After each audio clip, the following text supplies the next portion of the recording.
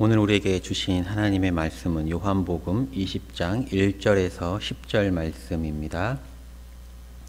안식 후 첫날 일찍이 아직 어두울 때에 막달라 마리아가 무덤에 와서 돌이 무덤에서 옮겨진 것을 보고 시몬 베드로와 예수께서 사랑하시던 그 다른 제자에게 달려가서 말하되 사람들이 주님을 무덤에서 가져다가 어디 두었는지 우리가 알지 못하겠다 하니 베드로와 그 다른 제자가 나가서 무덤으로 갈새 둘이 이같이 다름질하더니 그 다른 제자가 베드로보다 더 빨리 달려가서 먼저 무덤에 이르러 그부려 세마포 놓인 것을 보았으나 들어가지는 아니하였더니 시몬 베드로는 따라와서 무덤에 들어가 보니 세마포가 놓였고 또 머리를 쌌던 수건은 세마포와 함께 놓이지 않고 딴 곳에 쌌던 대로 놓여 있더라.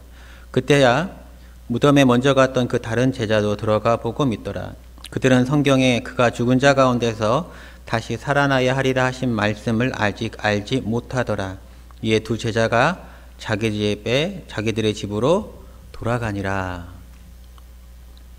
청주에 가면은 목련공원이라는 곳이 있습니다. 묘지입니다. 목련공원이라는 묘지인데 굉장히 넓습니다. 거기에 납골당도 있고요. 그 다음에 묘지가 있는데 개인 묘지도 있고, 그 다음에 부부가 같이 또 부부장할 수 있는 묘지도 있고, 또 화장해서 묻는 묘비도 있고, 관이 통째로 들어가는 그런 장지도 있습니다. 그러니 얼마나 크겠습니까? 굉장히 큽니다. 그리고 거기가 산세가 굉장히 좋습니다. 아름답다는 말이에요. 그러나 사람들이 목련공원을 아름답게는 느끼지 못합니다. 왜냐하면 그것은 묘지이기 때문입니다. 묘지이기 때문에.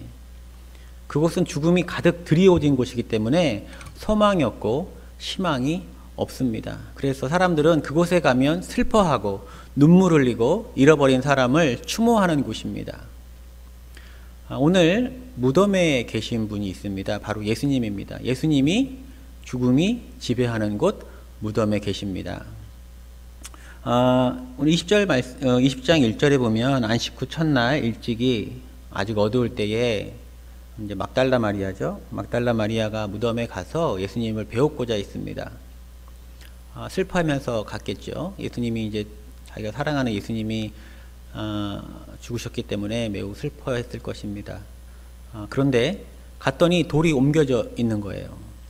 당시 옛날 무덤은 약간 지하로 살짝 반지하같이 파져 있고 그 입구를 아주 커다란 동그란 돌로 이렇게 막아놨는데 그것은 이제 장정 몇 명이 힘을 써야 밀어야 겨우 열리는 것이기 때문에 그 돌이 열려 있었다는 것은 누가 우리 사랑하시는 예수님의 시체를 훔쳐갔구나 그런 마음이 들었던 것이죠. 그 마음에 슬픔이 가득한데 예수님 시체 이제까지 없어지니까 그 마음에 괴로움이 더한 것입니다.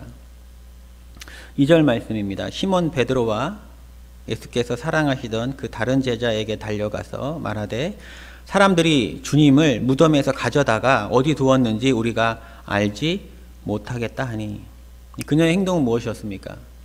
베드로와 사랑하시는 제자는 이제 요한인데요.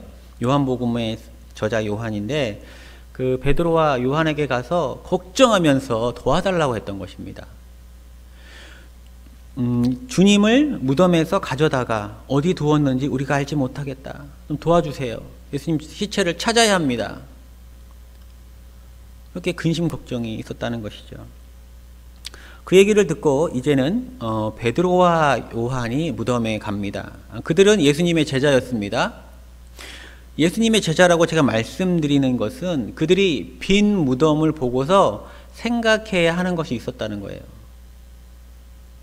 그러나 그것을 제자들은 생각하지 못했습니다. 그리고 빈 무덤을 보고 그들은 체념했습니다. 9절 말씀에 그들은 성경에서 그가 죽은 자 가운데서 다시 살아나야 하리라 하신 말씀을 아직 알지 못하더라. 그들은 그렇게 예수님이 내가 죽고 다시 살 것이다 이렇게 말씀을 하셨음에도 불구하고 얼마 전에도 조금 후에는 너희가 나를 보지 못하겠고 또 조금 후에는 너희가 나를 다시 보리라 그랬습니다. 그게 무슨 말입니까? 조금 후에는 내가 죽음으로 너희가 나를 보지 못할 것이지만 또 조금 후에는 내가 다시 살아남으로 보게 될 것이다. 얼마 전까지만 해도, 순환당하기 전까지만 해도 그런 말씀을 제자들에게 하셨는데 그것을 기억하지 못하는 것입니다. 믿지 않았기 때문에 듣지 못한 것이죠. 머리에 없는 것이죠. 그래서 9절 말씀처럼 그가 죽은 자 가운데서 다시 살아나야 하리라 하신 말씀을 아직 알지 못하게 된 것입니다. 제자들은 어떻게 했습니까? 예수님을 찾아볼 생각도 못하고 체념하고 집으로 돌아갔습니다. 10절 말씀에 이에 두 제자가 자기들의 집으로 돌아가니라. 빈 무덤을 보고 마리아는 걱정했고, 빈 무덤을 보고 베드로와 요한은 체념하고 집으로 돌아갔다는 것이죠. 빈 무덤을 보고 말이죠. 만일 마리아가 예수님이 하셨던 말씀을 믿었더라면 어떤 반응을 했을까요, 여러분? 그런데요, 마리아가 예수님이 내가 다시 살 것이다, 조금 후에는 나를 다시 보게 될 것이다, 그 말을 믿음으로 고백하고 확신 가운데 있었다면 그 빈 무덤을 보고 어떤 감정이 들었을까요? 걱정하는 감정이 아니고 기쁨이 넘쳤을 것입니다. 주님의 말씀처럼 예수님이 다시 부활하셨다, 다시 살아나셨다, 무덤이 빈 무덤이 되었다, 할렐루야. 그러면서 베드로와 요한에게 가서 이 기쁨의 소식을 전했을 것입니다. 베드로와 요한도 주님의 말씀을 믿었다면 어떤 반응을 보였을까요? 빈 무덤에 가서 예수님이 계시지 않는 것을 보고, 보라, 예수님이 말씀하신 것처럼 다시 살아나셨다, 무덤이 빈 무덤이 되어 있다 고백하면서 집으로 돌아가는 것이 아니라 사람들에게 이 부활의 기쁨을 전했을 거란 그 말입니다. 믿음의 차이가 그 빈 무덤을 보고 다른 반응을 이끌어냈다는 거예요. 무덤은 죽음이 지배하는 공간이죠. 우리는 무덤을 보면서 죽음을 봅니다. 소망을 볼 수 없는 공간이 무덤입니다. 끝장난 공간입니다. 그런데 그 무덤에서 생명을 볼 수 있고 소망을 볼 수 있다면은 얼마나 복된 인생이겠습니까? 예수님이 오늘 이 시점, 이 현재 우리 시점을 살아가는 우리들에게 그것을 보여줬다는 거예요. 기독교의 신앙은요, 부활신앙입니다. 죽어도 다시 산다는 거예요. 그것이 부활신앙. 내가 죄로 인해서 죽을 수밖에 없었지만 실제로 죽는다 하더라도 다시 살아난다. 그것이 부활신앙입니다. 여러분, 다시 살 수 있다고라면은 절망할 수 있습니까? 절망할 수 없는 거예요. 기쁨과 평강이 넘치는 것입니다. 그것이 바로 부활신앙입니다. 우리는 부활신앙을 가지고 이 세상을 살아갑니다. 우리는 언젠가 죽겠지만은 다시 부활할 수 있다는 그 기쁨으로, 소망으로 이 세상을 거룩하게, 경건하게 살아낼 수 있는 것입니다. 만약에 이 세상이 끝장내면 거룩하게 살기가 너무 어렵지요. 어차피 끝장일 건데 뭐하러 그렇게 거룩하게 삽니까? 최대한 이기적으로 욕심 취하고 내 하고 싶은 대로 살고, 그것이 더 똑똑한 것이죠, 사실은. 그러나 부활신앙이 있기 때문에 소망 가운데 살고 거룩하게 살 수 있는 것입니다. 예수님의 무덤이 그랬습니다. 예수님의 무덤은 빈 무덤이었습니다. 죽음이 지배하는 그 공간이 생명으로 가득 찬 것입니다. 할렐루야. 사랑하는 성도 여러분, 여러분은 지금 어느 공간에서 살고 있습니까? 혹시 무덤과 같은 공간에서 살고 있지는 않습니까? 절망이 지배하고, 죽음이 지배하고, 가난이 지배하고, 질병이 지배하고 있는 그 무덤, 소망을 발견하기 어려운 그 무덤, 그러한 공간에 살고 계시다면은 예수님을 그 공간으로 모셔드리기 바랍니다. 그 시간으로 예수님 모셔드리기 바랍니다. 여러분의 삶에 예수님을 모셔드리기 바랍니다. 그리하면 그 무덤이 빈 무덤이 될 것입니다. 무덤인데 생명 가득할 것입니다. 예수님의 무덤은 무덤이었지만 빈 무덤이었고 그곳에는 생명이 가득했습니다. 예수님을 우리의 삶으로 모시면 우리의 삶이 무덤 같았을지라도 생명과 소망이 넘치는 것입니다. 우리 삶에 예수님을 모시면 마리아처럼 걱정하는 삶에서 살아나게 되고, 우리 삶에 예수님을 모시면 베드로와 요한 제자들처럼 체념하는 인생에서 다시 살아나게 되는 것입니다. 그래서 우리는 예수님을 삶에 모셔드려야 하는 것이죠. 예수님이 부활 후에 마리아에게도 나타나셨고 제자들에게도 나타나셨습니다. 근데 그들이 삶이 어떻게 변했느냐면은, 도마에게도 나타나서도 믿음을 주셨는데 제자들은 두려워하고 있었어요.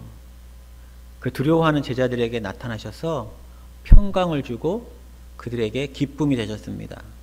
19절 20절 말씀. 이날 곧 안식 후 첫날 저녁 때에 제자들이 유대인들을 두려워하여 모인 곳에 문들을 닫았더니 예수께서 오사 가운데 서서 이르시되 너희에게 평강이 있을지어다. 이 말씀을 하시고 손과 옆구리를 보이시니 제자들이 주를 보고 기뻐하더라. 뭐라고 기록되어 있냐면은, 제자들이 유대인들을 두려워하여 모인 곳에 문들을 닫았다. 자기의 삶의 모든 문들을 닫았습니다. 왜 그래요? 두려워서 그랬습니다. 예수님 없는 우리의 삶은 모든 것을 닫아놓은 무덤같이 두렵습니다. 절망이요, 소망이 없습니다. 그러나 예수님이 우리의 삶으로 오시면은 주님이 말씀합니다. 평강을 주겠다. 그리고 제자들은 주를 보고 기뻐할 수 있었습니다. 그 삶이 완전히 달라졌다는 거예요. 그러니 이 시기를 살아가는 저와 여러분이 예수님을 모셔야 하는 것입니다. 제자들의 삶이 완전히 달라졌습니다. 두려움이 변하여 평강이 되었고 괴로움이 변하여 기쁨이 되었습니다. 사랑하는 성도 여러분, 무덤 가운데 살고 있는 우리들에게 예수님은 찾아오십니다. 찾아오셔서 평강을 너희에게 주노라, 기쁨을 너희에게 주노라, 너희의 삶을 다시 살리노라, 이렇게 말씀하십니다. 그 주님의 따스한 음성을 들을 수 있기를 소망합니다. 주님을 모셔드림으로 말미암아 무덤 같은 이 시간과 공간 가운데 생명이 가득 넘치기를 예수님의 이름으로 기원합니다. 소망합니다. 기도하겠습니다. 주님, 우리가 무덤 같은 시공간을 살아내고 있습니다. 그러나 오늘 말씀을 보니 주님은 무덤에서 죽음을 깨뜨리고 부활하셨습니다. 하나님의 권능과 역사가 우리의 삶에도 동일하게 일어나게 하여 주옵소서. 그리하여 무덤 같은 우리의 삶에 생명력 가득 꽃피우게 하여 주옵소서. 이 모든 말씀 부활하신 예수님의 이름으로 기도드렸사옵나이다. 아멘.